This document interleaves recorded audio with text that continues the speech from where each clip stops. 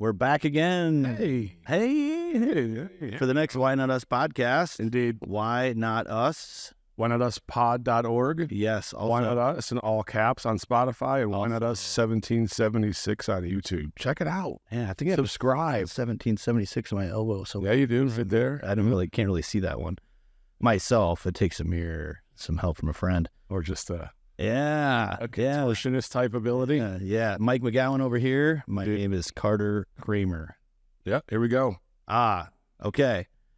We're going to kind of roll right into this. Yeah. As most of our listeners that have listened to us for a while know, you and I get together and we kind of spew through some topics quickly because obviously we live halfway across the country from each other. Correct. We've done a few remote pods. It's not the same. It's not. It just doesn't feel the same. I don't get the vibe. Yeah, I don't have your energy in the room, your gorgeous looks. I love your musk. I miss your scent when we're apart from one another. It's actually funny because we joke around a little bit, and I would say that it makes some people uncomfortable. But I think it's fun. It does. Yeah. It's mostly the women in our lives. Yeah, that's true. I mean, the men love it. Or lack thereof. 1.5 really enjoys it. He does. Yeah. If I had a nickel for every time he's talked about your gorgeous ass. It is, though. Let's. I mean, it's pretty supple. Let's be perfectly honest. Pretty supple. It's gorgeous. Fairly. Yep. Yeah. It's firmer than you would think. So, is this for real? This is supposed to be like a serious topic. You can tell, I think after we start doing this a while, we start to lose it a little bit. Yeah. You can only sit here for so long and hear yourself talk for so long, and it's kind of like. Yeah. No. Okay. I get it. I'm not as excited about this one. I'm just going to say that up in the front. Because it makes you a little uncomfortable, doesn't it? It does. Yes. It does. But that's what we're here for. I know, but I agree with a lot of people that have made the statement of racism only ends when we stop talking about it. Okay. All right. You know what I mean? Yeah, and so this is a topic that has to do with, some race, some gender, sexual orientation, some well, really what it is, socioeconomic it's bias. Status. It's bias. It is bias. Right. And it's very misunderstood, I think, on so many levels that, Mike, this is one of those topics, and I've said this a lot, it's hard for me to really, truly speak about something when I really don't have firsthand experience. Yep. It's more difficult, right? I mean, when you have firsthand, like when we're talking about, we're talking about trees, or we're talking about the cell phone geo-track, those are things that I have some level of firsthand experience in just because of my history or my life choices. Right. Some of these things, I hear about it, I see it. A lot of it is pulled from the media, which I don't trust. Well, that's why you have to dig. Yes. That's why you have to dig. And you do have to dig. And then you find out, I think, more and more how screwed up things really are as you dig. And I love how you just set that up too, because in what we're going to talk about today, we're going to give you both sides of this because there are very opposing views on some of this. Yes. Right? Yes. Did you get that message that you requested? I have. Oh, let's see. Just keep an eye out for that because we're going to want to bring that up in this episode if I can. I got an okay, so I don't have the screenshot yet. Okay, perfect. Okay, so anyway, you want to tee this up? Yeah, so this came into the news, I don't know, a little while ago, right? Yeah, what was it, 7-8 years ago, probably? Well, yeah, it was 2017 when the paper was, there's a gentleman by the name of Roland Fryer. Yes. Right? Yeah. And he's an economist, a very accomplished economist out of Harvard. Yep. Right? And in 2017, he did, a bias-based policing paper. It's the use of race, ethnicity, gender, sexual orientation, religion, economic status, background, age, socioeconomic status, or culture as the sole basis for police activity. Right. And so he did a bunch of research, and I'm gonna give you the other side of this. A bunch of people say that the research was flawed, right? But what happened was, and there's a quick did you watch it? Like 2 minutes and 45 second YouTube video that he says when he dropped this paper, all hell broke loose, right? And it was written, and in the video he says, this paper's like, it's like 300 pages and there's a 150 page appendix. And within 4 minutes of it being published out, he got a call and he's like, man, you read that really fast. I'm impressed, yeah, right? yeah. So people just don't, because someone read the abstract, Exactly. paragraph and summary, page, and went nuts, essentially a summary, and just lost their minds. And that's why he said all hell broke loose. Well, and Mike, I think it's important to point out here that bias-based policing, you just kind of gave us the definition. Yeah. I think a key word in here, or a key couple of words in here, is sole basis. Right. So it's only looking at that. Right. It's only looking at whether you're male or female. It's only looking at whether you're white or you're black. And I think that's right. In a lot of the topics we talk about, it's hard to know the whole situation when things occur when you're not there in first person. Right. There's variable bits and parts and pieces of those stories that we don't know about or we don't hear about. So anyway, I just wanted to put that out because I do think that's an important part of this. I think that's part of where So the paper explores racial differences in police use of force, right? And let's state it for the record. Roland Fryer works at I believe he's still at Harvard. I believe he's still a professor at Harvard. He's black, right? But when he published this, he had a bunch of people saying, "Don't publish this; it'll ruin your career." Right? Your career will be over. And by the way, so he was then suspended for 2 years. Guess who? By the way, which is still Harvard. Yeah. Interesting coincidence is guess who suspended? Guess who was the kind of the arbiter, if you will, who suspended him for 2 years? Who? Claudine Gay. Really? The same one that just got tossed out of her presidency of Harvard because of plagiarism and because of not standing up for Israeli students' rights and things like that. Right? So crazy. So and she made a fool of herself in front of everybody. So anyway, it basically says, and I'm just going to read the abstract, on non-lethal uses of force, blacks and Hispanics are more than 50% more likely to experience some form of force in interactions with police.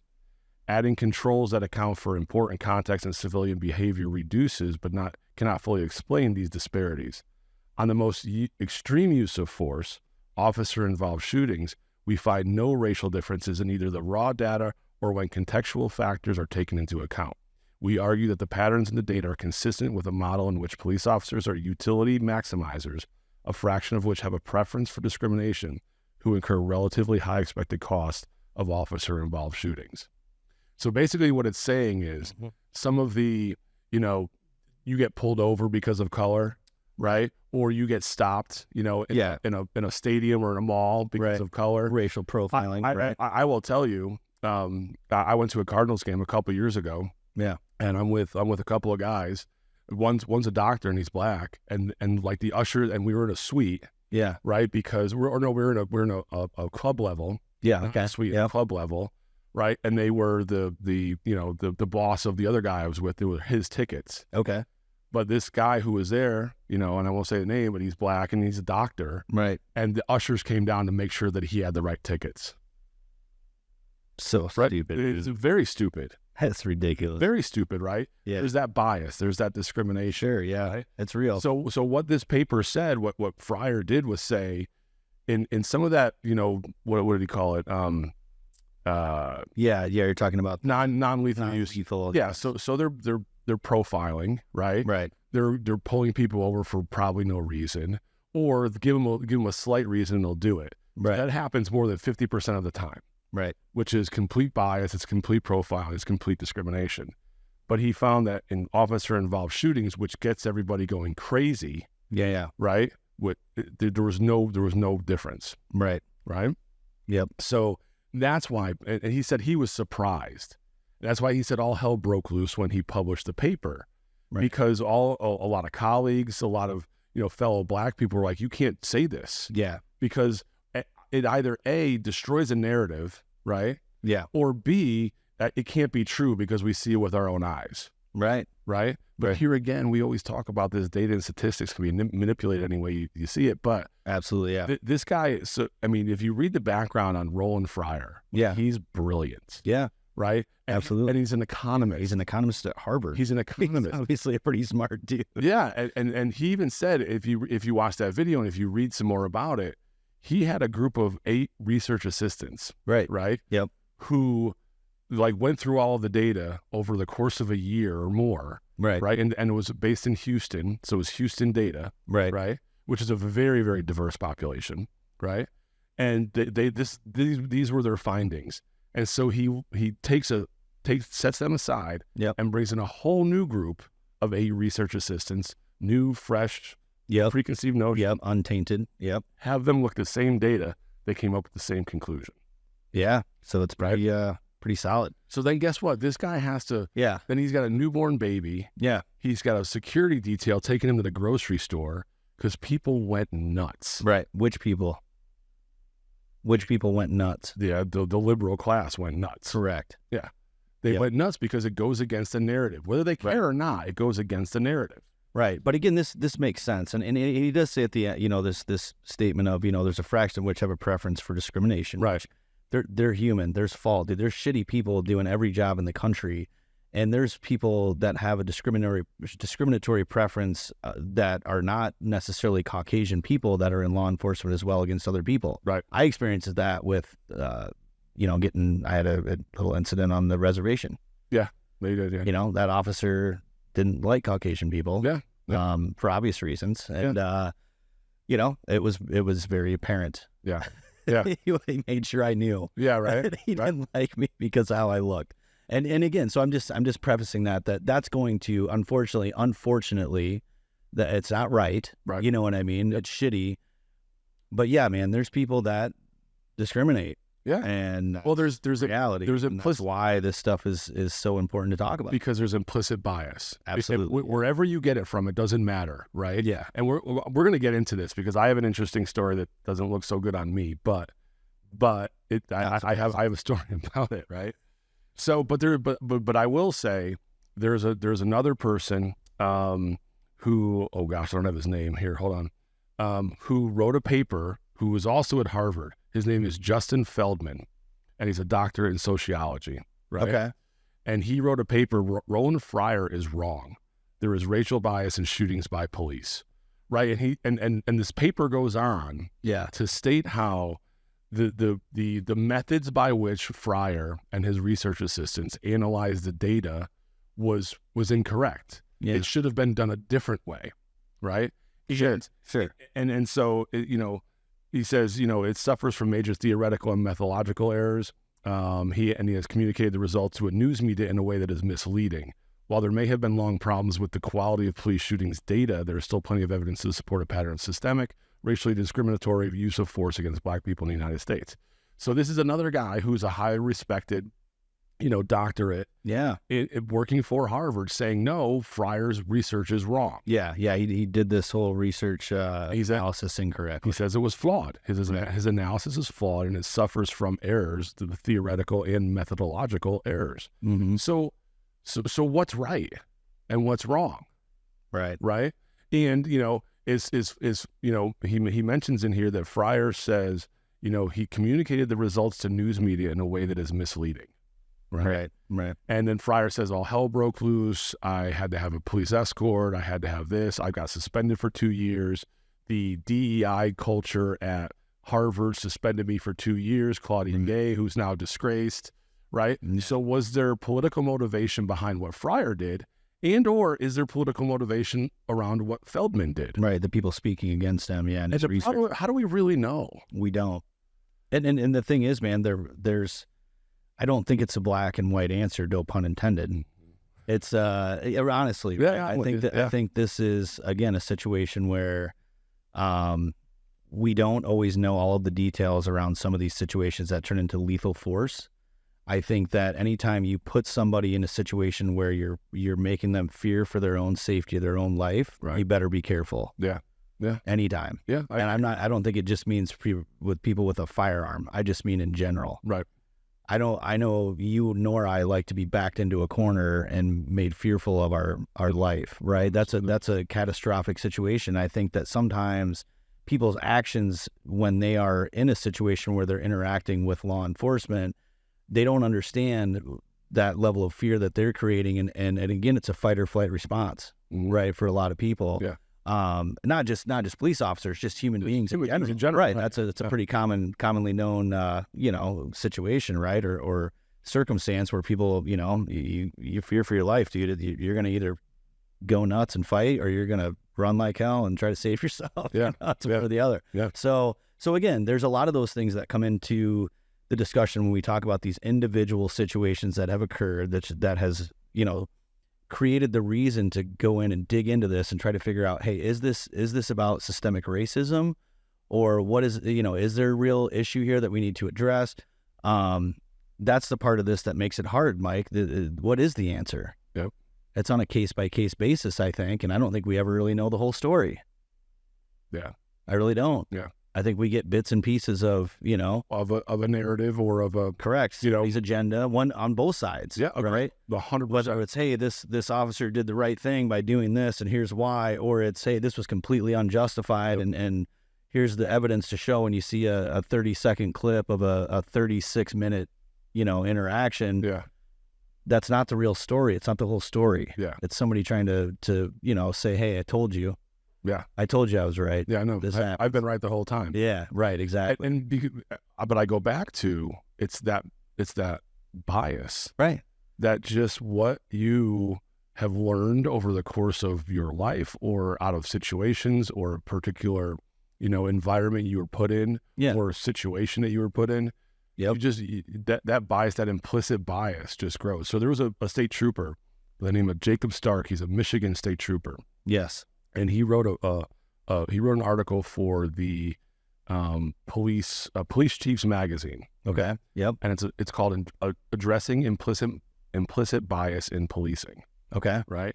And basically all it says is what can police officers do to address implicit bias? What programs and systems can departments utilize to promote awareness and address implicit bias present in their organization? Yep. And what it all comes down to is people just need to know, how do I feel about somebody?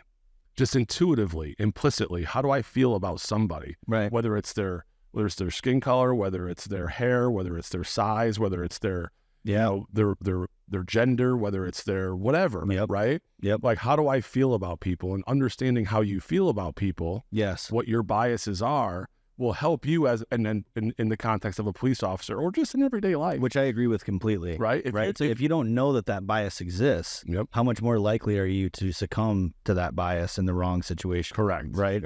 Or incorrectly. Because that intuitive, whether it's fight or flight or whatever, it pops up. Right. It comes into play. Yep. It's there. 100%. So there's something. I completely agree with that. So have you ever heard of the IAT, the Implicit Assessment Test? Which also, by the way, comes out of Harvard. Huh. Well, one of the three researchers, one of the three scientists that came up with this test is from Harvard. The other is from University of Washington. The other was the University of Virginia. Okay. Right? Okay. So these three scientists come up with the IAT, and so Harvard has Project Implicit. It's a 501c3. It's to educate the public about bias and provide a virtual laboratory for collecting data on the internet. Everybody listening, you can go and do the IAT. You can you can look up Project Implicit, and you can go do an IAT, an implicit awareness test, or a implicit association test. Okay. Right? Yep. I did one of these. Here's my story. Yeah. I did one of these in grad school. Ah, okay. Yep. So that's 12 years ago. Okay. Yep. 11, 12 years ago. Right? Yep. So I was, and I think you've known me long enough, and Jimmy's known me long enough. Yeah. I could care less. Yeah. Male, female, black, white. Yeah. Right. Tall, short. Yeah. Whatever. Right. Yeah. I could care less. Right. I just don't have. That's just not it. I think we're in the same boat, man. We hate shitty people. Yeah. Exactly. That's really what it comes down to. Right? But you know what? Put bias against idiots. But I had one implicit bias. Yeah. That I wasn't even aware of. What was it? But ever since, like, I've been like, holy shit, I just did that again. What was it? Fat people. Oh my God. Yep. Wow. And I'm not skinny. Yeah, no. Right? I'll agree with that. Like, I have this weird kind of thing where I look at someone who's very overweight. I mean, normally, yeah. There's a lot of people, but again, you're a little chunky. But like, you tend to make a judgment. Yeah, but now I'm aware of that. Yeah, and I didn't know it until and you kind of alluded to this, but it changed. Like, you catch yourself. Correct. Now, so it is important. So you agree it is important to know those biases. 100%. You can stop yourself, or at least be aware. Yep. I think awareness is so huge, man, when it comes to any of this stuff. If you're not aware, that's when it's going to jump up and bite you in the ass. Yeah. Right. Yep. I mean, the lack of awareness, I think, for these people. And when I say these people, I mean, it's, again, we're talking about specifically with law enforcement agents and those folks, but like, that's all of us, right? Yeah. I think we all need to be, I want to take it. Now I'm curious. Yeah, you should. I'm going to. You should. And I absolutely. And again, I was like, depending on how it goes, maybe we'll talk about it. well, that's why I said maybe I shouldn't tell. It's not real, a positive light on me, but I'll tell you what I've done is I figured it. I haven't figured it out, but I'm aware of it. Yes, the awareness is big. And honestly, look, man, let's be honest. We all have bias. Correct. I don't think any human being is completely free of all bias. Yep. Some are obviously better than others. Yep. But I think that's part of what this discussion is to me too, is that we have to understand that humans are humans. People fuck up and make mistakes, and people are not perfect. But again, being aware of those things gives us a chance. Yep. Right? Gives us a chance to look at some of those things. And it's hard to do that. Yeah. It's hard to look at something that maybe it doesn't look great on you. Right. And go, shit. Yeah. That's real. Yeah. And try to at least be aware and make it better. Right. 100%. Yeah. Right. Yeah. It's hard to do, man. And I've been aware of it since. Yeah. There's times interesting. Jimmy can attest to this. Like we had a friend who worked with us, right, who was very big. Yeah. And like I found myself breaking his balls more than I did everybody else. And part of it was because he was big. Because of your implicit bias. Correct. You filthy bastard. Bad person. Yeah. Right? Yeah. But I get it. I understand it. Right. And so if I can steer myself away from having that initial kind of reaction. Yeah. Right. Then I think I'm better for it, and everybody else is too. Yeah. And so I would highly encourage you, anybody else, to take the IAT. You just go to Project Implicit and find it, and it's actually really good. The Implicit Association Test. Yep. So I like it. But let's swing this back to you. We talked about the police bias. Yeah. And we talked about Roland Fryer, and then Feldman, who came back at him, and then Trooper Stark, who wrote the article. Yeah. Right. Everybody's got an opinion. So of course, and they called it a virtual laboratory. So guess what happens when you take the IAT? Right, you get your results. Yeah. But those results go into this massive data lake, right? Yep. Of responses, and the IAT stats have shown that Caucasians have a higher automatic preference for Caucasians than for African Americans. Conversely, African Americans were found to also have a higher automatic preference for Caucasians. And the researchers attribute this finding to the negative associations that have become assigned to their group due to social or cultural environments, which is just strange. Which is why you see, when there's black police officers, you have black criminals saying, "Why are you arresting me? Come on, man." But there's this natural, apparently according to this data, there's this natural preference against them anyway, right, within their own group. Right. Yeah. So it's just, and again, man, like you mentioned this earlier, I think that these implicit bias a lot of times come from experience. They come from something that you were exposed to somewhere in your life, something. Right. Maybe some of them are taught. I don't know, but I think that they don't just show up. I mean, I think it's, again, man, you look at children, we brought this example up in the past. They don't discriminate. No, they don't. You see little kids playing with each other. They don't care. They don't care what the other ones look like. They don't care what, if they speak a little differently or if they have they don't give a shit. Who teaches them that? Again, that's learned, right? Unfortunately. And I think that ties to some of these bias that we're talking about. And I think the answer today to that question that I just asked, who teaches them that? It's a really immediate response that you can come up with in your head and go, parents. Yeah. Right? Yeah. It's not always the case. No. It's the schools. Dude, now it's social media, TikTok, whatever. Right. It could be a number of things today. Yeah, absolutely. Right. It could be the news media that's trying to portray a certain story or a sensationalized narrative. Right. Yeah. Whatever they're watching, whatever they're paying attention to, whatever they're intaking. Yeah. Right? Or they're taking in. Yeah. Right? Whatever they're taking in, that's what's going to form that opinion. Yeah. Right. Yeah. We remember the podcast we did about the Portland school district, saying that they're gonna discipline people based on their ethnicity or their race or their gender or sexual orientation, right? All that stuff. Yep. Right. Like, and we talked about this. Kids are learning from that. Yeah. And we've also found it's creating separation. With Chad, that middle school teacher in Iowa, that parents aren't involved like they used to be. So kids aren't learning as much from their parents anymore. You and I both know, and you and I both grew up around people that their grandparents were wildly racist, right? But that was like part of their vernacular, part of what they always said, part of how they always lived. But that's not what that's not what kids are taking in these days. They're not taking it, they're not taking it in from their family or their parents or even their grandparents. They're taking it in from social media. Taking it in from what they see. Other stuff, in the movies, right? Music. I think music's another big one, right? There's how many disgusting things are said in music now that didn't exist when I was a little kid. Not to that level. Yeah. Not to say there wasn't filthy music out there, but like some of this stuff now, I'm like, it's offensive to me. I'm like, Jesus Christ. Good Lord save us. Yeah, it's bad, man. It really is. Yep. And, and again, man, I think that's the other part of this, that, people interpret these things differently too, right? Some people can look at that and understand that, it's a way to sell records, but some people, it changes, it provokes emotion. Yeah. I don't know. I think that's how a lot of these biases come about at this point. Because unfortunately, man, and, that's the world we live in. Like you said, parents are less involved, partially because our kids are, constantly entertained by phones and iPads and YouTube and TikTok and all of these things, It's crazy, man. We didn't have that. Right. So a lot of our stuff did come directly from parents or parents' friends or grandparents or other humans that we were in contact with. Yep. Now there's people that we don't have any say-so are influencing our children. Right. And teaching them. Right.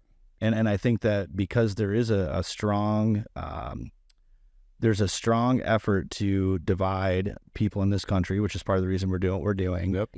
These things are being used as tools to do that. There's no question.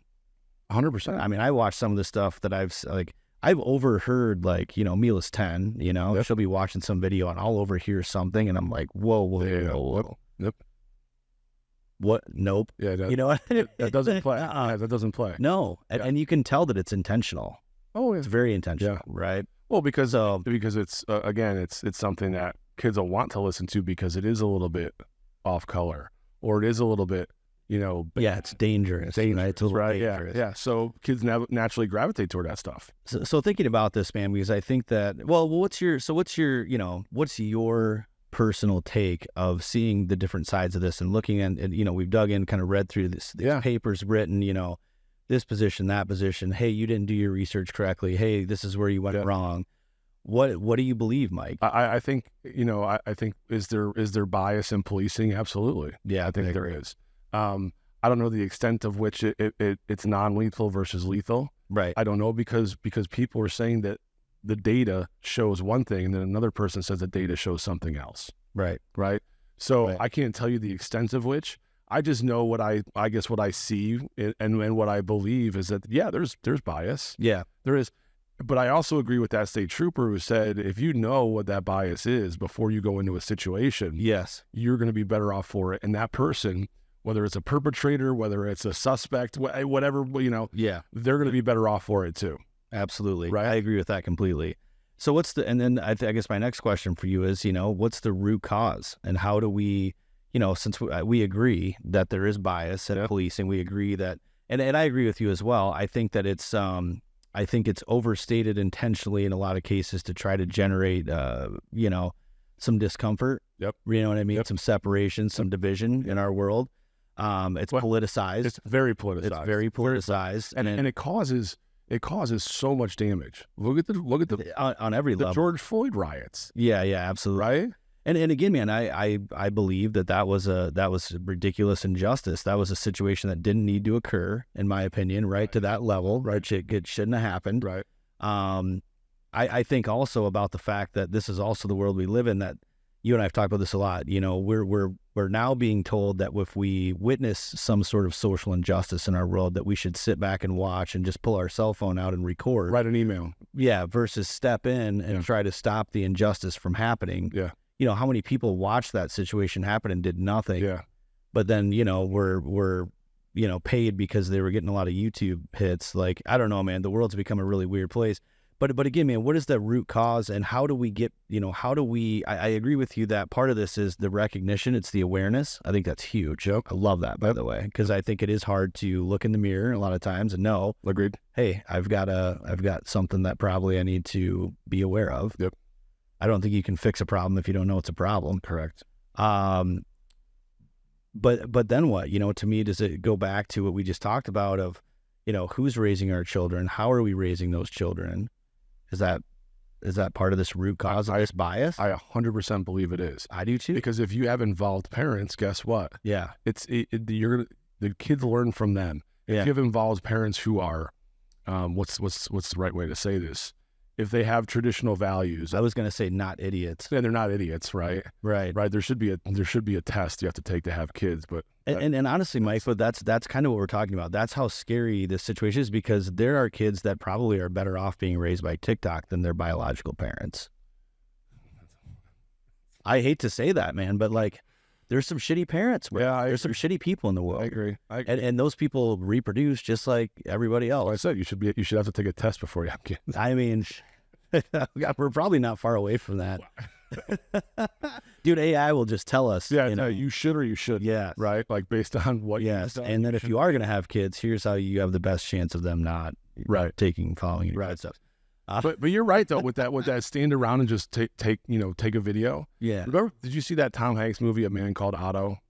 Yeah. Like he was this older curmudgeon guy. Yep. And the dude falls on the train tracks. Yep. And what does everybody do? They break out their phone and they're like, yeah. Oh my just God. Stand there. Yeah. Oh my God. And they're just watching it, right? Exactly how the world is, right? Yeah. I mean, and he's like, what are you doing? So he jumps down there and gets to, Yeah. But that's this world we've created with all of this social media and with all, Yeah. a lot of younger folks. Here I go. I sound like an old curmudgeon. You are. You're a grandfather. I know, but You're old as dirt. I am. But I remember talking to people not long ago in a business setting, and they're like, "Oh, I just went on vacation somewhere," and someone said, "Well, did you, where are the pictures?" "Oh, well, they're right here." "Well, did you post it on Instagram?" "No, I didn't." "Well, if you didn't post it on Instagram, it didn't happen." What? Yeah. Yeah. What? Right? So it's just the mindset today. It is. Right? It is. I think if you're aware of it first, and then you have some people in your life who, truly, look at you and they mentor you, and we've talked about this before in business. Yeah. Right? As long as you have somebody who's there who will be a guiding hand to some extent, Right. who will, that guiding hand will hold yours when you need it. It'll also smack you across the mouth when you need it. Yeah. Right. I think that's what's missing today. Yes. People being willing to tell you what you need to hear, not what you want. Right.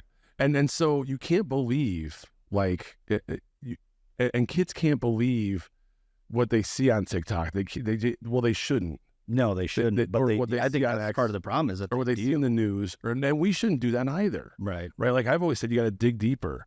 Amber did send me these pictures. Okay. By the way. So you've got It's really funny, by the way. Yeah, it is. It's hilarious. It's not funny. It's actually kind of scary. So let me explain this. Can I put this into context? Go ahead. Hold on here. So there was some claims being made that I believe they're from the state of New Jersey. Is that correct? It looks like it, yeah. There were some claims being made that there was a large uptick in violent crimes by white extremists. Right. Okay. Yep. So, do you see how those? Yeah. Do you see what you're? Yeah, they're all. Explain what you're looking at. Yeah. So I'm looking. I think it's 4 or 5 African American males. I'm looking at these pictures of the 4 guys, and they're all listed as white under the prison system. Correct. Under the Department of Corrections in New Jersey. Correct. And they're all listed as white. Correct. Yeah. So this goes back to, again, these agendas. Correct. Telling the story you want to tell. Correct. Trying to create a narrative. Yep. Manipulating statistics and manipulating things that you have control over to back up your story. Right. Whether it's true or not true. Well, remember the COVID deaths. Yes. Guy drives his car drunk into a telephone pole. COVID. Yeah, you got COVID, right? For sure. Someone has a heart attack from a pre-existing condition or whatever. Right. COVID. Right. I'm just saying, man, this is an example of this situation. It's really, really hard to believe what we hear. And again, man, we don't, in most cases, we don't know the whole truth. Yeah. We're getting fed bits and pieces of these stories to tell us a story, right? To again, to kind of follow along with an agenda or the rhetoric. Yeah. And it's, at this point, man, it's scary because you don't know what to believe. You don't know how much the story you're really getting. How has the story been manipulated before it's made it into your hands? Yep. Like you said, that's why you have to dig and dig. You can't just take that first story, that first article, that first bit of information. It's kind of like you said, it's, talking about Roland's paper and about people, reading the summary in 3 minutes and then wanting to ostracize the guy. Snap decision. Don't even really understand what the research was about. So it's crazy. And I'll say this. I mean, let's kind of bring this back to the kids and what they're seeing and how they develop some of that bias. Right. Right. Dude, you and I we're decently smart people, right? Like, I mean, we can put a series together. We can figure things out, right? Yeah. But you have to. I know that you have to dig and dig and dig because I'll see a news story or I'll read something or I'll see it on TV or whatever, right? And my mind immediately says, "Wow, really?" And then I have to stop and question myself and say, maybe I should dig a little bit deeper because that's almost hard to believe. Yeah. Right? Yeah, I've told you do you think a 12-year-old kid or a 9-year-old kid or a 14-year-old kid has the ability to stop and say, even smart kids have the ability to go, well, that sounds a little unreasonable to me. Let me dig a little bit deeper. Right. No, because in 30 seconds they're on to the next TikTok video. That's right. And we know that the way these algorithms work, they're putting specific things in front of kids because they know what stuff 100% they're going to dive into and dig into. Yep. I was just going to say, and as we're kind of wrapping up, I think we're getting close enough. To me, one of the most difficult things of doing this and frustrating things about doing this podcast is that I can read an article, hear a story. As I dive into more, I can get a 180-degree view on the same story, on the same issue, the same item from someone else. Yeah. I'm talking completely contradictory on a humongous gap sort of scenario. Even digging in, man, it's becoming tough. Well, so you still have to make sure you're careful about the sources. You have to be careful about the position of the media outlets or the people doing the research or the like, again, we're talking a lot today about Harvard and how Harvard's had involvement in some of these tests and some of these things. They do have they have bias too. Yeah, of course. You know what I mean? It's just going to show up in some of those situations because they have certain positions. They've got certain agendas. I think interpretation is important. It is. Right. You have to be able to interpret what's being said or what you're reading or what the situation dictates. But you also have to, exercise common sense. Yeah. Right? Yeah. Yeah. I mean that a lot. You have to be able to common sense ain't so common. Yeah. As they say these days, right? I've got a great picture that I used to have as my, actually it was when I was at Chime, Jimmy. I had it as my desktop, my wallpaper. Yeah. It was a gravestone and just had common sense on it. Yes. The truth, man.